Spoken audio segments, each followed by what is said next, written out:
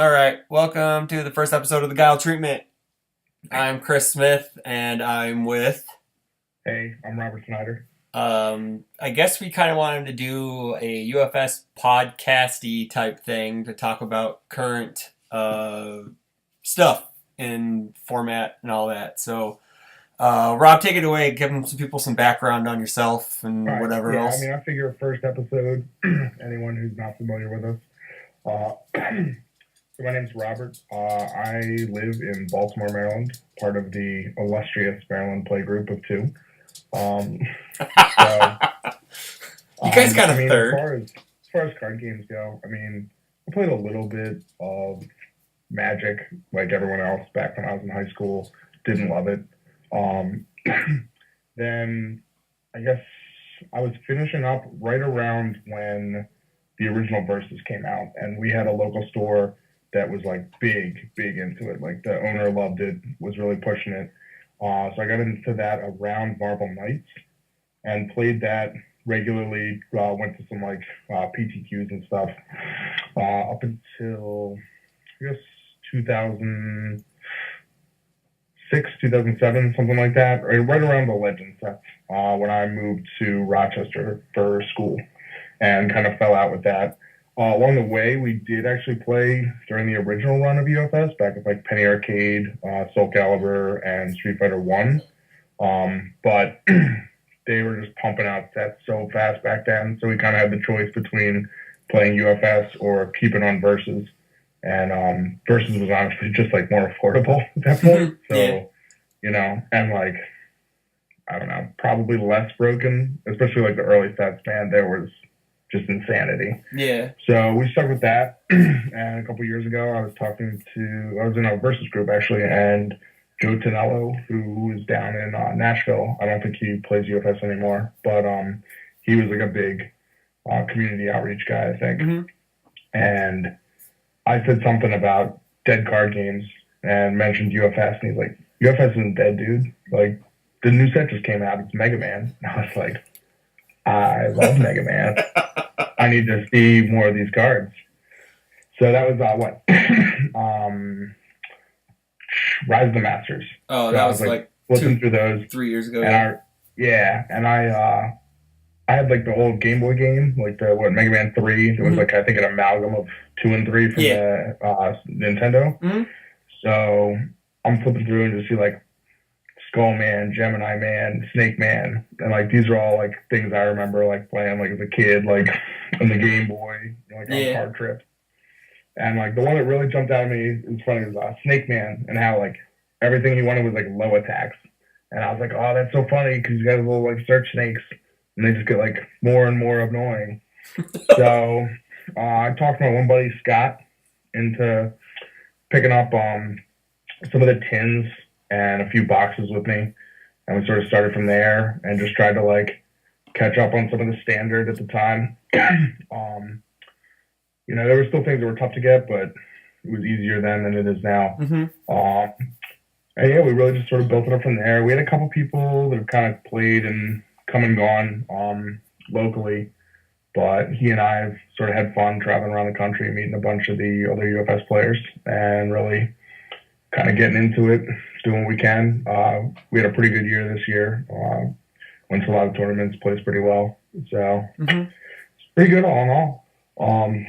How about you? I think you have like a somewhat similar background to me. Yeah, I started playing card games right after, like out of high school, which seems like forever ago because I'm old. So I started. Well, the gateway drug to most card games, at least in this area, was Pokemon. So I had some buddies who played Pokemon, so we played that. Got into DBZ, the score version of DBZ, which had the craziest broken cards ever, then got errated, and then it just fell off the rocker because the company was bad or whatever. But went from there to Versus, was there at the launch of Versus, played all the way through till about, I don't remember the last set I played in. Maybe like Heralds of Galactus. So you made it through Crisis? Yeah, I made it through Crisis. Yeah. Infinite Crisis is my all-time favorite set for Versus. It's the hands down best set. ever. But played that, quit card games completely, and then started getting back when like the retro DBZ thing, like a bunch of fans got together and started holding tournaments at Gen Con for Okay. Dragon Ball. Like you could play with proxies and stuff like that. So it Mhm. wasn't like a company thing, it was a fan run thing, and we ran all through that, and then actually got the game revived somewhat. But then I picked up UFS like 2 years after that. I got a demo, saw that Darkstalkers was in it, and I loved that game. And so I was like, cool, I'll try it out. Picked up an Ivy deck from Soul Calibur, and should have just picked up the Vespera deck that I thought was so much cooler looking, but I had no idea. I was Now, was that like the busted ivy that was all the low ones? Because she's supposed to be really good, the right? three diffs, yeah, it was like all three Yeah. diff attacks, yeah, that was yeah. But I picked up that and 3 packs of King of Fighters 13 because that was like a brand new Okay. set that just come out at that Gen Con, and I pulled a Leona and a Screw Straight in my first 3 packs. I was like, well, that's cool. I pulled 2 ultra rare cards. I didn't know they were, whatever, but picked it up, ordered some stuff online from Rochester because they at the time they were the only singles store. Basically built my first deck ever was Clark. It was good in fire because I had no idea. I thought I was like cool. Every card matches, so it didn't matter. Like I played like 4 of every one of his cards. Right. Bought 4 of that Hildy asset, whatever that was called. So because I was playing throws, and then went from there and just started. It just started the snowball effect that I just started picking up more cards, and I was like, oh look, and was it one of my moment like Neomax came out, and we had a pre-release at my shop, and I really wanted to play Athena. She was just awesome, but then someone offered me 2 geysers at the time for her. We didn't know. Oh, I didn't yeah. know. Yeah. I was Yeah. like, I mean, nah, bro. probably still worth it, I but want, I want to play this character. And so I could have had 2 geysers out of it, but long story short, here I am running UFS Rockford. We're a 6 to 8 man play group, depending on who shows up. Probably, gonna say maybe the #1 PTC spot of I'm gonna fight Omaha and Atlanta for that. So, but ooh. Atlanta has nationals, so they don't really count anymore because they get in major. So, and then technically so does Omaha. So because Omaha's gonna get Turbo they got World too, Turbo so World. So there you go. really, I should be the #1 PTC spot, but. I'm also known as UFS Dad, even though Drew Maffei is the real UFS Dad because he really has kids. So, um, But did his but kids play UFS? no, not yet. I don't think they're even old enough, man. They're like wee tykes. So, just maybe he's training up for a team. When they're old enough, they're gonna come out for a team event. But no, that's pretty much it. Just trying to do the good work. But I know that one thing you wanted to talk about. We'll get into more topics that are more relevant at the time down the road, like the Bebop stuff that came out, the zero symbol thing that I know you wanted to talk about. But you brought up the underplayed champ cards or Yeah. underperforming champ cards of this year. So why don't you start us off with that? So yeah, I think we'll sort of try to. I think that's almost more for like the show in general. We'll Yeah. talk about some stuff that's current. Maybe some stuff that's completely unrelated, Mm-hmm. and just some general things. It's more of a long form than you might get from like some of your like the staging area stuff you put out or Mm-hmm. whatever. So I think it was Kevin was talking about this. Was talking about the perception that the most recent champ batch, especially the characters Grant Padley and Keith Disbro, Mm-hmm. there's pretty good consensus that these characters are very, very good. Yep. There have been some. I think the guys in Rochester they did their character draft. It was sort of a fantasy draft, and I think Jess took both of them in the first 2 rounds. The Yeah. first 2 picks, he took Mm-hmm. those characters, and they've really been cleaning up for him. But to a degree, I mean, they haven't showed up at everything. They definitely haven't topped everything. I actually put together a list for the showings. Let me pull that up real quick because the idea would be if they're sort of the strongest character. You know, I mean, why haven't they won more Yeah, events? why haven't they? Well, if you want to consider it the most successful champ card from this batch, has to be Pull My Trigger. It just has to be. Like it probably is. It won nationals. It won Rockford, right? You played it. You played it in your Vega deck. I don't know about any other. I don't know. I don't know if Ryan. Well, it doesn't have Evil, so Ryan didn't play it when he won Reno. But I'm pretty sure it was in a deck. I don't know. I haven't looked at the Reno. I don't look at the Reno stuff because pretty much my season was over after Rockford. Sorry, guys in Vegas and Reno. So it looks like I did not save that because Okay. I'm pretty talented with the tech. So I'll run back through it just based on what I remember. So I know Reno, there was a Padley, there wasn't a Disbro. Before that was Rockford, there was a Padley in finals. Yep. There wasn't a Disbro, there were several Disbros there. Yeah. I know Nick Birch just missed the cut. Yep. I mean, they were there, they just... Yeah, there was 3 of them, actually. I remember that. So before that was US Nats. Disbro was on the winning team. And then I don't know what happened with the rest of Tops. You know, they only put the final 2 teams. Yeah. But then there was a Padley and a Disbro in singles. Yep. So, I mean, you know, when you get a major, you sort of get, like, some of the real decks coming out that you might not see at PTC. Yeah, and Jeremy got second with Disbro. Yes. So before that was UK Nats. Padley was on the winning team. The winning team, played by Padley, shocker. Yeah. And then in singles, it was also Padley and Disbro did make it in. That was a little bit of the Tim Friedlieb Vulture special. The Vulture special, yeah. But, you know, if you look at the results, he was there. Then what? Before that was Guelph. So that had... I think Jeremy was... I think it was both. Yeah, both. It was Jeremy and Jesse. Yeah, and they came in 3rd and 4th. Yep. So they were both in that, and that was a small event. Both from Tops. Poughkeepsie had neither. Giggles was playing Disbro, but he was sort of like 5th or 6th in like a small tournament that only cut the top 4. Yeah. Before that was Davey, I think, and I think Tim played. Tim played Padley. Yeah. Oh, Pat, you're right. Yeah, he played Padley. Yeah. So and he was in finals there, and then what? Before that was Rochester. Yeah, I think so. Yeah. And Jeremy won that with Disbro. Yep. But there wasn't Padley. Yep. So, I mean, part of that, so some of those, I think, for instance, especially right at the beginning, I mean, Jeremy Ray had the Disbro because he knows Keith Disbro. Yeah, oh yeah, of course, yeah. He's local. Yeah. Disbro basically doesn't even play anymore. Yep. So I think especially like Rochester, you know, people didn't have their cards yet. Yep. You know, you had to get all the UK stuff from the UK players. They had to ship them over. Disbro, like, you know, there aren't a lot of people that are really in touch with him. Yeah. I'm sure if you sent him a message on Facebook, he'd be like happy to give you, but he'd have to read it.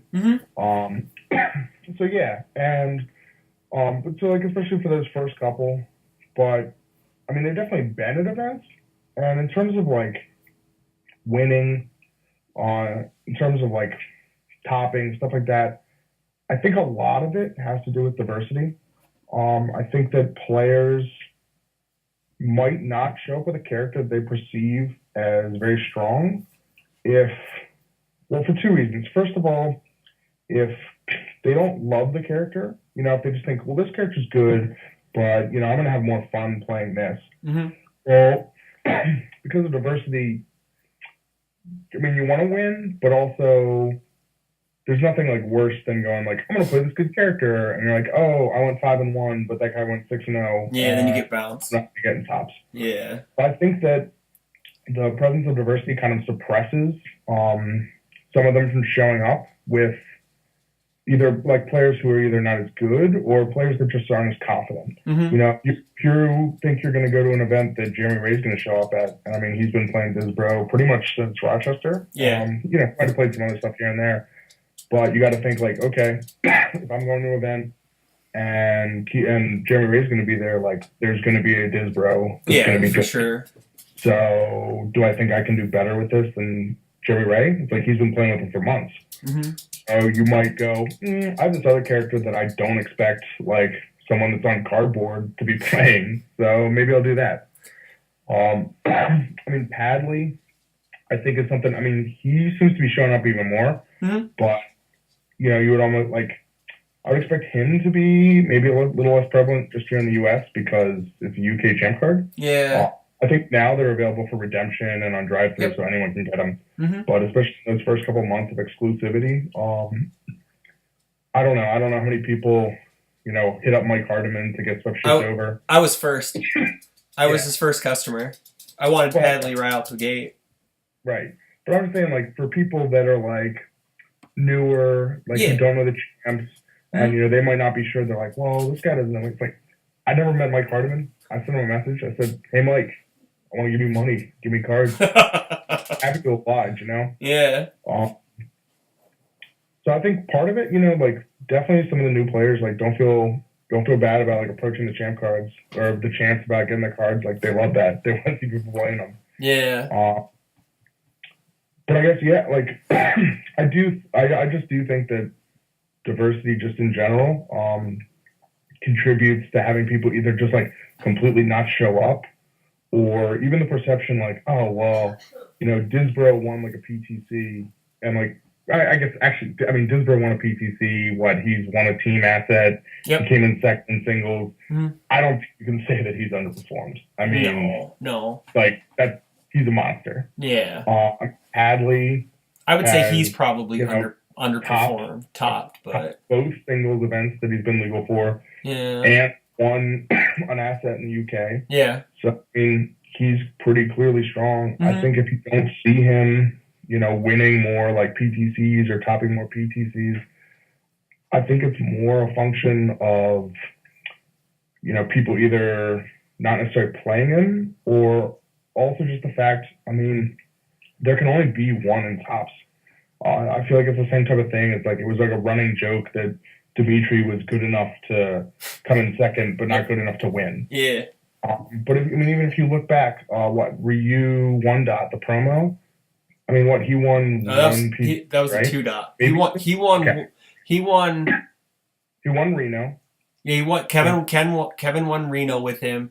He got second to the mature 59 deck that Jesse played, and I even think that Dan Hughes was the Ryu in that finals, and then he might have. I know he topped a few others. I know Giggles topped with him. He might have won another one. I'm not sure. Oh, you're right. He won the Rochester one against Kevin when Kevin was playing Felicia. Yeah, that's right. Right. But even stuff like that, you like people have this perception of like, oh, this character's so broken, like he should win every event. Mm-hmm. Well, if top 8 could have 6 Ryus in it, yeah, he'd probably win more events. Everyone would go, this character's insane. Yeah. I'm gonna play him.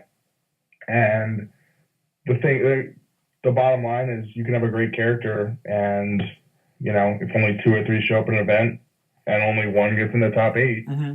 well, even if he has like a 60-40 matchup, like his odd, like him versus the field isn't great.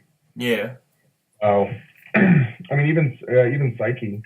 I know Kevin and Mike Hardiman. They both put in a ton of time with him, and I think, if you ask Kevin right now, he would probably still say that he thinks that Psyche deck is the best deck in the format. And I mean, he won singles UK with him. Mm-hmm. He topped Worlds and Nat singles, mm-hmm. and then had his Kryptonite Mega Man 2. Yeah, but the damn chain blades, man. Who really played him other than Kevin? I mean, Mike played him in the UK. Ryan won it. Ryan won with him for the teams, right? Yeah, it was teams. There's no diversity in teams. Yeah, exactly. Like, in teams is I'll play whatever I want as long as it doesn't cross over too much with my teammates. Yeah, exactly. So I guess right, like maybe you look more at team decks to see like how prevalent characters are there. Mm-hmm. I know you, for instance, at Nats last year. I mean, you saw a Napalm Man on almost every team.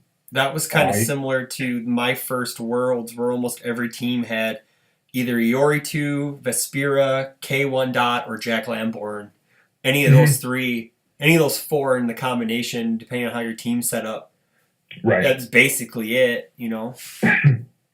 So, I think one of the interesting things too, and I forgot this, and I'm sure a lot of players today, like that are newer, might not even know.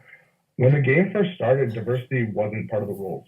Um, there was a promo, Zaslamel, who was just bonkers. Like he was absolutely nuts. Mm-hmm. And I think they had a tournament where top 8 was literally 8 Zaslamels. Yeah. Like every single deck that topped was that character, and they said, well, we can't do this. So, they sort of put that in. I think that in some ways it's really almost like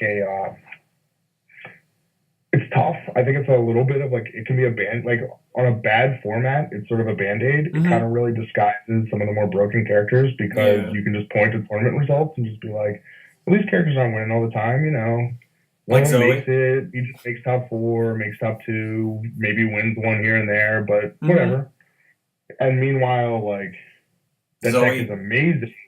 I mean, Zoe, Dimitri. Yep. I don't like Ryu. Yep. Napalm Man. I mean, you can go down the list. Like, there's a ton of characters. Like, basically, go look at the standard ban list of characters, and you're gonna find a bunch of characters that are insane. That if they were legal and there was no diversity, I mean, you could easily end up with like 4 or 5 of them in like the top 8 of an event. I mean, if you look at Worlds, that was almost what happened. Is there were a bunch of people that got together and they said, you know what, like, if I get diversified, I'll get diversified. At least you proved the point. We're gonna put on a show here. Yeah. And I think 3 Zoe's get diversified. Yeah, I think so. Like then 2 more were on the bubble. I think Dave Wagner and I, both of us, like just missed like the cut for diversity, and there were like 2 or 3 other people that did get diversified. And I think that was sort of something that you just normally don't see because people kind of just go, well, I'll avoid it. I mean, that was more just something where she was so head and shoulders above like the average character that and it, like, there were a lot. I mean, there was always at the bottom tables of just new players that were like, this seems fun, and they weren't necessarily winning a ton of games, but they were still winning. Yeah. So I think there were 9 at that event out of like 120. Yeah, I think at one time there was rumored to be like 15, but I think that was like people just exaggeration. Yeah, that was the exaggeration. But I think 9 was the correct number. And I think a lot of them were like the version that you had, like that you guys came up with, the small pokey stuff, water one. I think it was mostly water, and then there were at least those 2 good builds, and I really like those good builds. Yeah. And you know what? I'm gonna go off on a tangent here about diversity. I don't like much, but one of the things that is sort of one of the unintended consequences, if you will, of diversity is, if there's like a really popular build of a character, I think it sort of can limit the creativity with that character. So, for instance, like Life Dimitri was just everywhere, and you're like, "Well, I'll just play Life Dimitri." That was considered his best build. Yeah, you got the life game, you got whatever.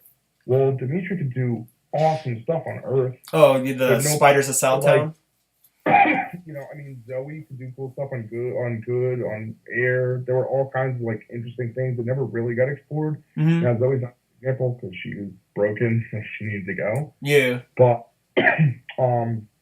I know my buddy had a sweet Chaos Yamato deck, and at that World, he didn't want to play it because he assumed that after Ben Shoemaker's success with the All version, he figured there'd be like 6, 7 All Yamatos, and he didn't want to do well with a Chaos build, but then end up sort of punished because somebody running the All build just had a great run. Yeah. I think it's tough because you can't, I don't think you can say like, well, we're going to force diversity on character and symbol, because then you end up with like dual symbol characters, you end up with splashes, and you're like, okay, well, if it's a Chaos deck with like, or, if it's an all deck that runs like 4 copies of Hunt for Spiders and Dragons or something. Yeah. Is that an all deck? Is it a dual symbol deck? Like, how does that apply?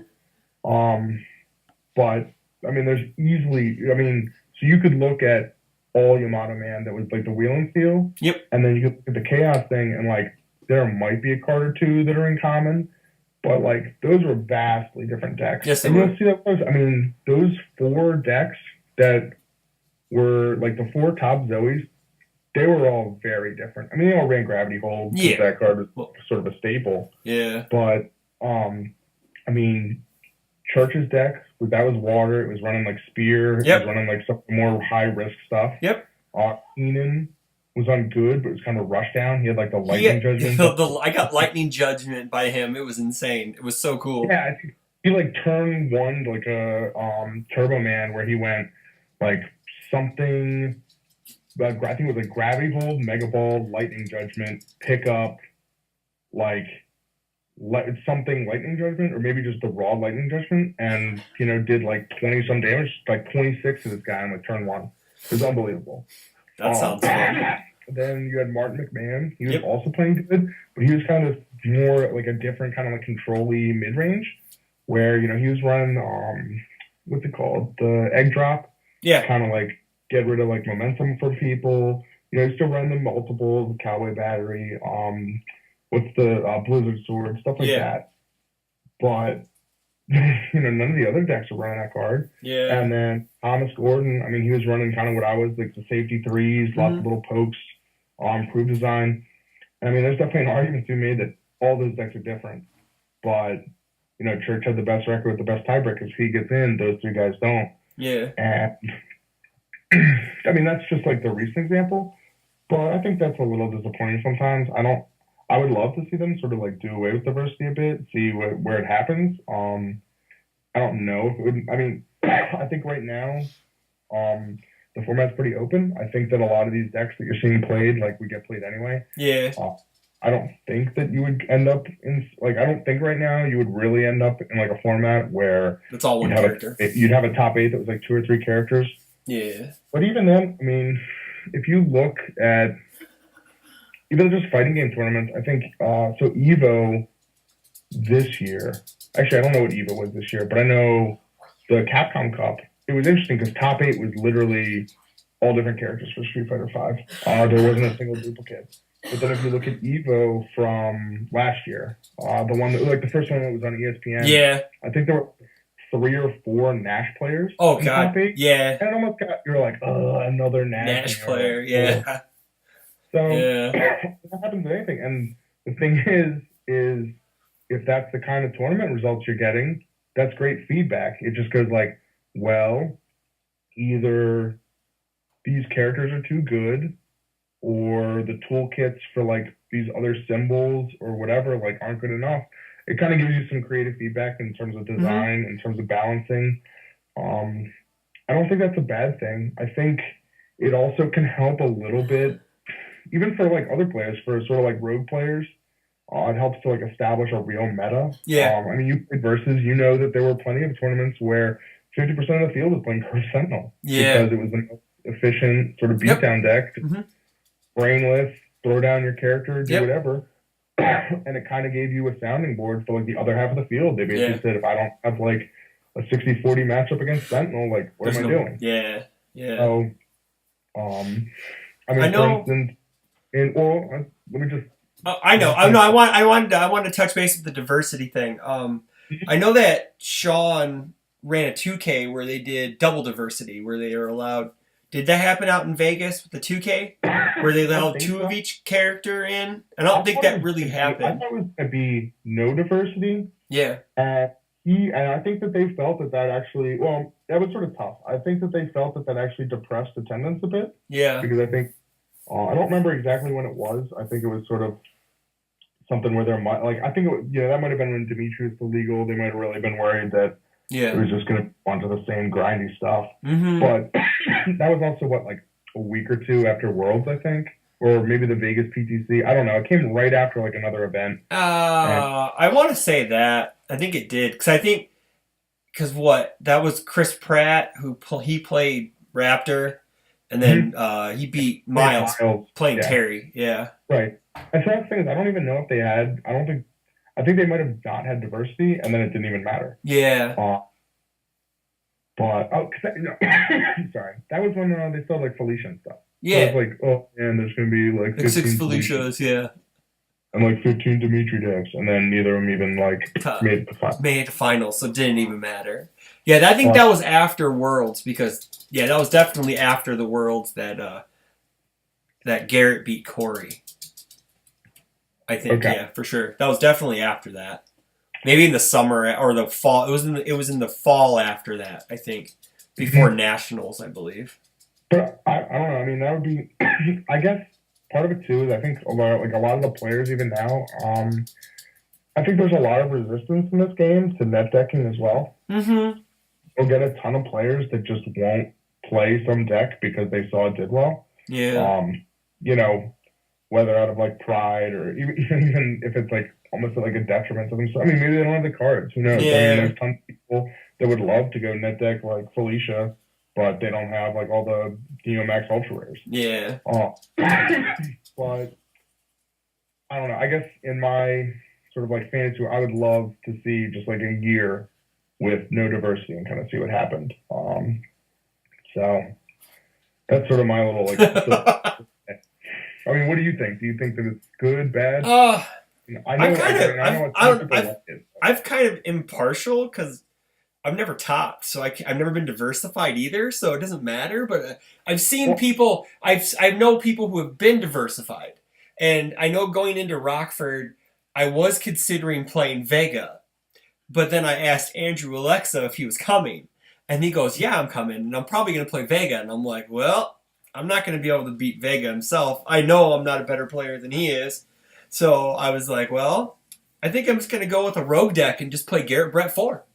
I know you. I know you beat him. I know. I know. We all know. We all know. But I went with the rogue deck, and I just went with a rogue symbol, and kind of was like, well, if I make it, I make it. At least I know no one else is probably going to play Garrett Brett 4 because he's kind of new. Garrett just kind of pretty much handed him out at Nats, and our tournament was 3 weeks after nationals, so there was a good right. chance that no one was going to play him, and I was right. I was the only one there. But I also probably could have played Padley too, and at least had it, and fought for diversity because there was two other Padleys there, and so, and I thought if I would have played him, I might have had a good shot too because I've been playing Padley since July. So I think it's a good thing. I think. Go ahead.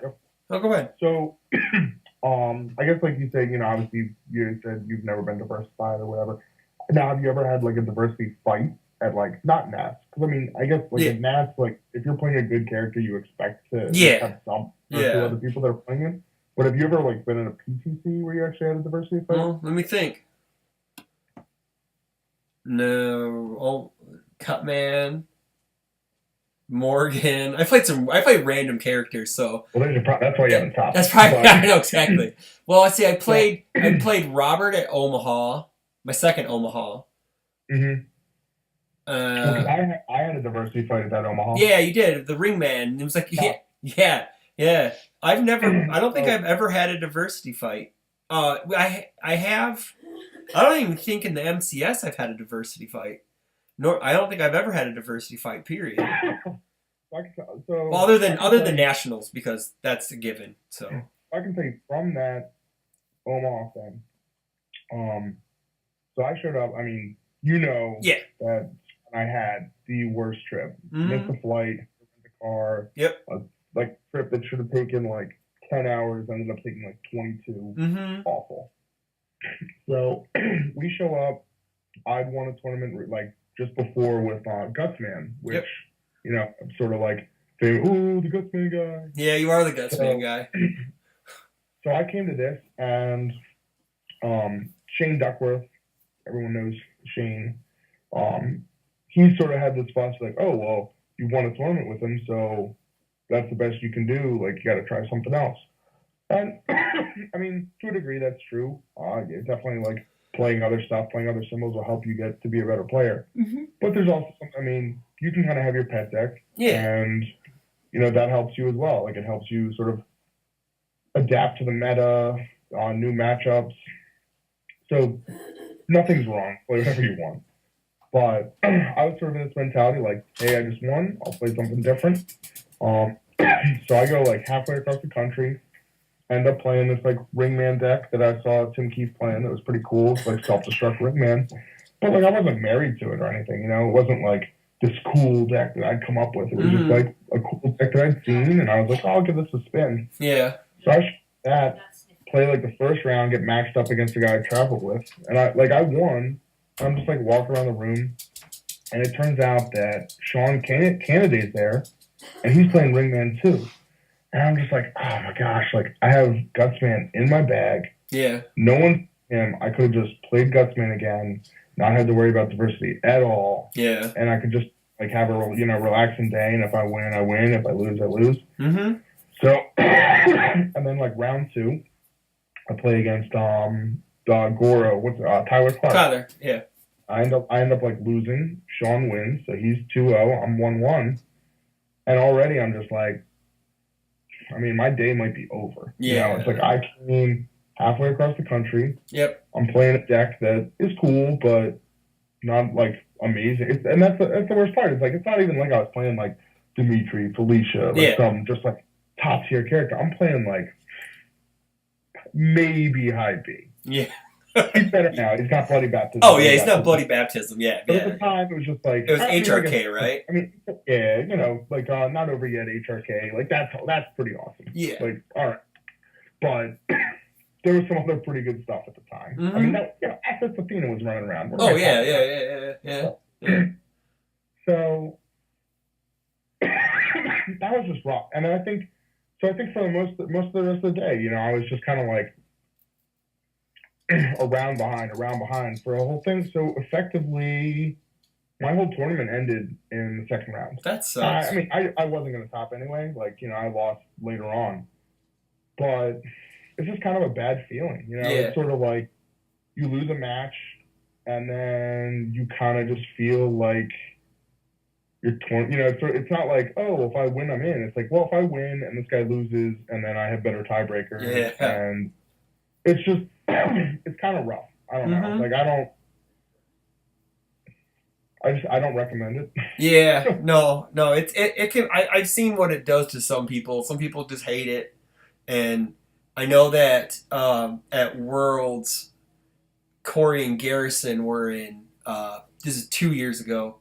They were in a diversity fight, and I believe that they fought each other, but I think Garrison could have risked to kill him to win the match. And he didn't do it. He took the draw instead because for some random reason, I don't know why, he just took the draw.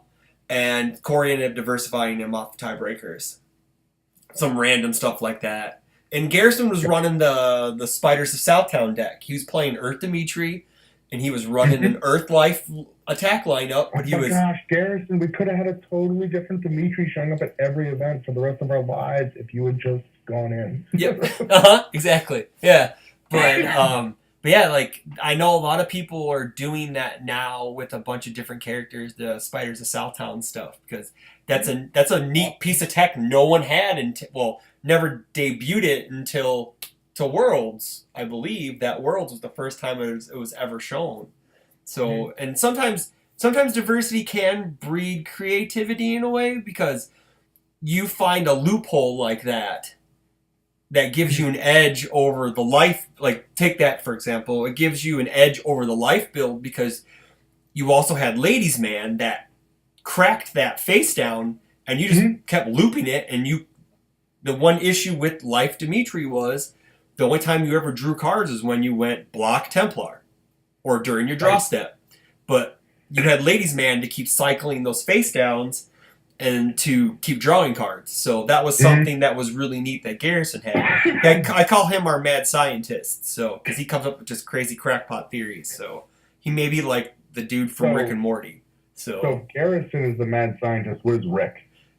I don't know. I think Rick may be Dr. Wily incarnate, but I don't know. He comes up with some, like he came when I think it was your guys' first time in Rockford when you played Vincent Gray, right? Yeah, he had like the 4-attack. The 4-attack Runica deck with Spellbreaker. He was trying to kill people by setting it up, and then because when you have 10 or more foundations, your opponent can't do anything. So yeah, I played it. I figured it out halfway through the first game, and I was just like, Oh my god, I better just build forever so that I can like block this when he Yeah, throws it. yeah, yeah, yeah. So I think it can breed creat. It can. I think it works both ways. I think sometimes you get some people who are creative, who can think outside the box, figure out things. But on the other hand, you may deter like a newer player from Hmm. because they're like, well, if I don't come with the best build, then I'm not going to do anything with it. They might not be able to find those neat little loopholes or tricks or whatever that it could give you the edge over it. But Right. I'm kind of in between. I don't, like I said, I've never been diversified, so I can't hate it. Yeah. Whatever. I just find it as part of the game. So, Yeah. you know, so, I mean, um, hey, tradition doesn't mean that it's right. no, I know. I understand that.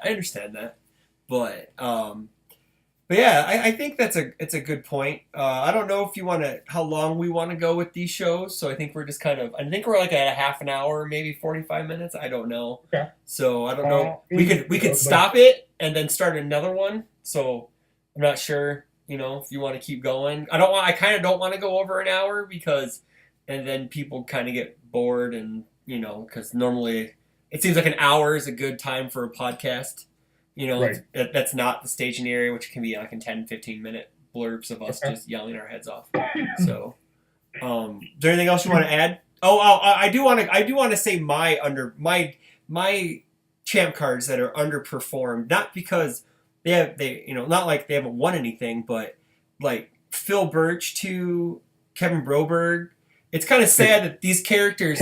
Kevin Broberg is rough. I Like he's know, interesting. I He's know. not It's just great. it's just it's just sad that like these characters have potential. Like Phil, I think Phil's character has tons of potential. It's just the symbol support. I don't know, but he has like if he's not playing an ally evil al or a death ally deck, like I've seen him play death weapons with the character with pulled my trigger, which is what don't let them fool you. It is the best champ card out of that set. Um, I've seen him play a couple different builds, but it just seems like it's missing something. I don't know because maybe it's because it's not Doctor Wily 2 or Wily 1. Maybe Mm. it just seems like a Well, couple of the characters, the assets and actions and foundations are not really what I'm concerned about. It's more along the characters that I'm kind of sad that hey, this guy made this character and now it's just I don't know if it's because the meta shifted because at the time they made it, the meta was what it was and they would have fit fine in there. I know Kevin likes to make crazy things, so like his character does a really specific thing.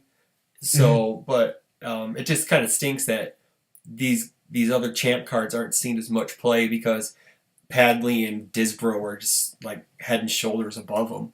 So I don't know if it's because of design thing, but it just it's just kind of poopy in my eyes that these guys win cards and they're pretty much never played. Well, I mean, if you I'd say the biggest difference, especially between like Padley and Disbro and like for instance Phil. I mean, Phil has like a strong defensive ability where he basically has Skull barrier. ball barrier, and he's got like damage speed. The big difference for both those other guys, Disbro can stack his momentum Mm-hmm. and recur anything out of it. Yeah. So he can get attacks. He can get, I mean, he could get foundations if he wanted to. If he's just like, man, I don't have a surveyor. Well, I'll put a surveyor in momentum. And then next turn, I'll flip this spam that doesn't matter, and I'll Yep. get this surveyor, and then I'll play it. Yeah. Or anything. It could be any, it could be a suite of things. It could be whatever. Yeah. Um, and then Padley is the same thing. Is he can pitch a card, look at the top three, and just select one. So both of those have the ability to like dig or access other cards. Mm-hmm. And in addition, I mean, Disbro has a little bit of pump and check boost, and then Padley has effectively Mizold ability, where really you're going to be given like +3/+3, maybe +4/+4 stuff. Yeah. So they have a little bit of speed, a little bit of damage, but more importantly, they just like see the cards they want, and Mm-hmm. that's what's better. Yeah, I understand that. But do you Yeah. think going forward we're gonna see more champ cards on the level of like Phil and Kevin, and they're gonna Yeah. probably shy away from like the Disbros and the Well, Padleys? I mean, that's definitely what they want. Yeah. They're sort of on record. They don't want to see champ cards that win champ cards, and Disbro and Padley have both already won champ cards. They don't Yeah. win both. I think they're probably pretty happy that Dan Hughes beat Jeremy Ray because I Yeah. mean, if their stated goal is they don't want champs winning champs, nothing could be worse than Yep. beat Disbro in like the first major on U.S. soil, just taking home another champ card. Yeah. Yeah. That's got to be like Jason's nightmare. Well, I don't know. They Seeing a want their character, licensed characters to be winning stuff. but seeing a character from a set you can't get anymore can't be that great either. Personally, honestly, it's great. I not to take anything away from Dan's win. He's a good friend, so I'm super happy. But like, it would be different if like a Street Fighter character or like a Darkstalk, a character from a set you can get. Well, I mean, Well, Tim did win Worlds with like, Pharaoh Man, so sounds that like was something. your alley of maybe we have sets we don't have licenses to. Maybe they should Go. be there. Yep, 7-set standard, baby. The rallying cry of 7 sets. Yeah, 7-set standard. That's what I would like. But okay, fine. We'll leave the tins just for you. So I mean, silver was 8. What? Oh yeah, silver was 8. That's right. Because golden was everything. Modern was last 4. Yep. So that was turbo, but it didn't seem. Yeah, it was basically turbo. Yeah, so it's kind of neat, like to see that. I never knew that. I forgot that. I never played into Silver Age. I believe. A Silver Age PTQ. I think most of mine were always just modern or golden because the way the cycles went. Well, do you remember? So that used to be Marvel Modern and DC Modern. Yeah. So Marvel would be the last 2 Marvel sets, and then they're like, "What are we doing? Like it's the same game." Yeah, and then now we're going on a versus tangent, which is even cooler because this is a mixed game show, kids. The ones in the Pro Tours and Indie were always DC. Modern, so it was always like the first big one I went to was Justice League, Green Lantern, Crisis, and Superman. I wonder if maybe what they did for Modern was the last 4 like Marvel sets and the last 4 DC sets, and then they went, we'll combine them and it will just be the last 4 sets. I think so. That's right. But I know that the Pro Tours were always like DC or Marvel. They were never usually mixed at all. But I remember when the one Pro Tour was it PTQ or it might have been just the straight Pro Tour that was in Australia. It was like Hellboy, Hellfire Club won, and everyone was like, "What is this shit?" Like the Jackie Chan meme.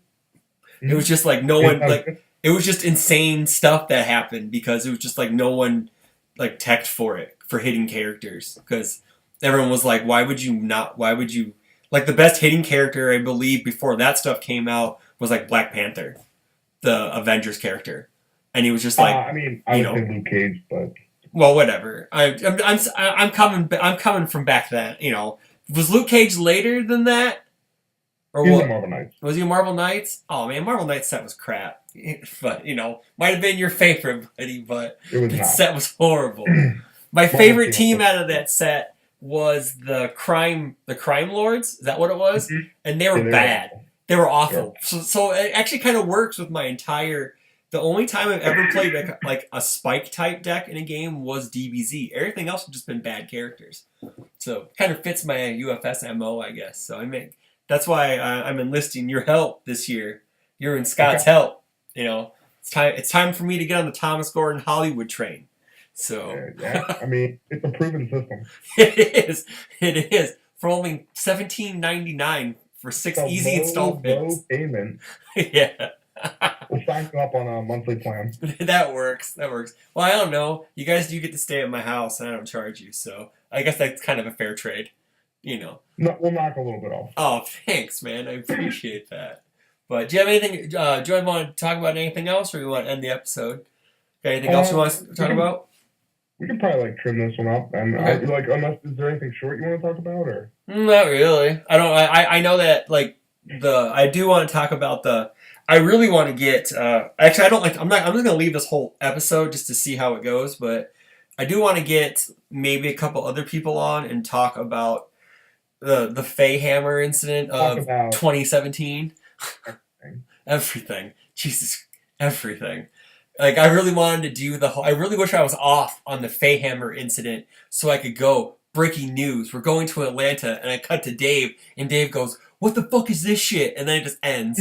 And then I go to Justin, and he's like, "What's going on?" Like, and then we have like Yeah. Ollie McWilliams. It's on fire. So stuff like that. But yeah, I want to get into bebop stuff probably in the next couple weeks. We can do 1 or 2 a week whenever you're free. I'm free most nights and weekends. So you're the young guy who probably has an actual life. So No, I just have like a job and no internet right now. So. yeah. So okay, okay, but we'll figure something out. So all right. So we'll end this episode, and that's it. All right. Good night, everyone.